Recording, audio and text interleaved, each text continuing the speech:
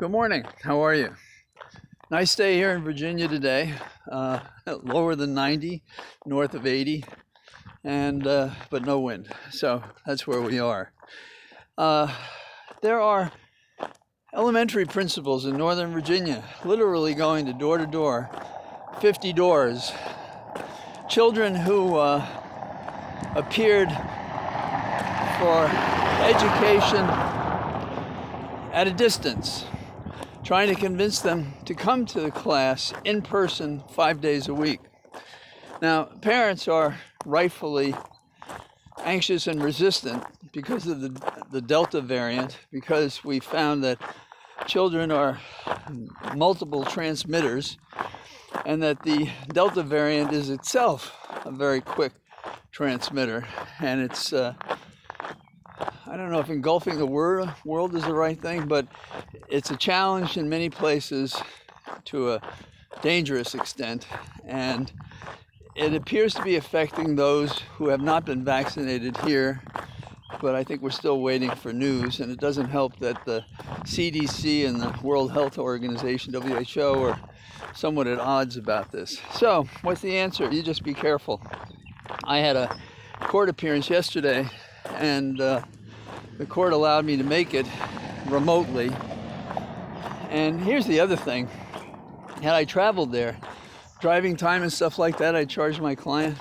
We literally spent maybe 7 minutes to resolve what was happening in that case. 7 minutes as compared to all that time on the road, gas, wasted time. So I certainly hope that going forward we're going to be spending more time doing these distant. I don't know where all these vehicles are coming from, but it's there must be a sale that I don't know about. So that's one thing. Here in Virginia, you may have known that Senator Byrd was one of the amazing barriers to the 1954 decision of integrating schools, Brown against the Board of Education. And you may remember that the Supreme Court said all due deliberate speed, which really meant we're not going to do anything unless and until we have to.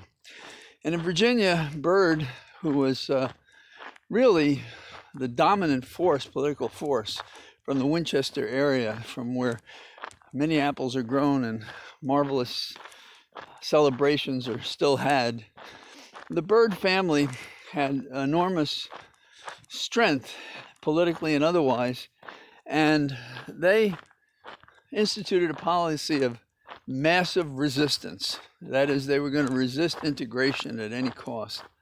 And they really did. Well, there's a good moment that today, because his statue has been taken down in Richmond, Virginia, the capital. And so it's a sad day for the Byrds, but it's a very good day for Virginia. And I don't know what the family has thought about it. I attended functions when I was running for Congress, and once I sat at a table next to the son of Senator Byrd. And of course, we didn't discuss that history, and I didn't know him very well. And Virginia gentlemen, you have to be careful. We have a phony lawsuit, doesn't surprise us, from Mr. Trump. He's suing Goggle, that's interesting. That's from my swimming. I think of goggles now. Google and Google and Facebook and Twitter. 2 out of 3, that's not bad. And his theory is that they're depriving him of his First Amendment right. Now, you probably all know this, but a constitutional right is ascribed only to the act of the government violating that right. Now, a private party may arguably limit somebody's freedom, and that's a much more complicated issue. Trump, is trying to say through his attorneys that, well, these are kind of government agents in a way. Well, that's not going to fly. So what he's doing is he's seeking a way to make an issue that is, surprise, a frivolous case in court. Something like what happened when he lost the election and he was in courts all over the place telling phony stories through his lawyers. So nothing new there. New York is an interesting case, both for New Yorkers, but also for the rest of us trying to read the tea leaves. Now, we might think that the progressive/liberal candidates divided the vote among themselves, and that's how a left to moderate Democrat won the mayoralty. But that's not the way you can read the votes here, because the way you have to read the votes, since they had a ranking system, is that by a narrow margin, the voters in New York decided that they wanted moderate to left rather than left to progressive. So they want to, as the mayoralty candidate who won said, they want to continue to fund the police, but they also want a mayor who's going to fight abuse. And that's kind of the model. So the argument in the city that we should take those funds and give them to social programs, that didn't work. You can't specify, but that's one of the issues that it looks like did not work. And the voters are more interested in normalcy than they are in dramatic change. So you have a voting public consisting of three parts. You have left, liberal. I think you might find me there. You have moderate left, and you have moderate or conservative.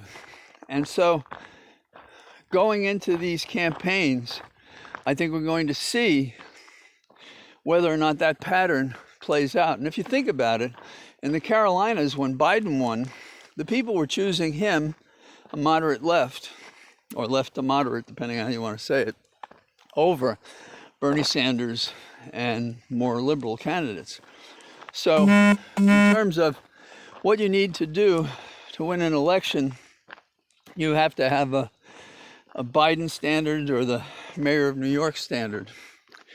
That may not please everybody, but that's what I think the numbers say. In New York, the city council is going to look like it's more left and progressive. So there will be some resistance, therefore, between the mayor and his city council. That doesn't help us very much more politically speaking, because that's not what we're looking at. Now here in Virginia, you know, we have a gubernatorial candidate, Democrat, who is probably fits more the mayoralty fashion, you know, moderate to left, reasonable, sane, experienced in business, been involved in politics for ages, so you can't say he teleported from some distant place having nothing to do with politics. So I think that means more for Virginia in terms of McAuliffe returning for a second interrupted term, because you're not allowed to succeed yourself. I'm going to be speaking on Sunday at a gathering to thank those who've contributed to the Democratic Party in Virginia. And I think it'll be interesting for me to hear what they have to say in questions or comments about what they think is the model going forward in this election year. And when I hear it, so will you. So I hope you're having a good day, and I'll talk to you soon. Bye-bye.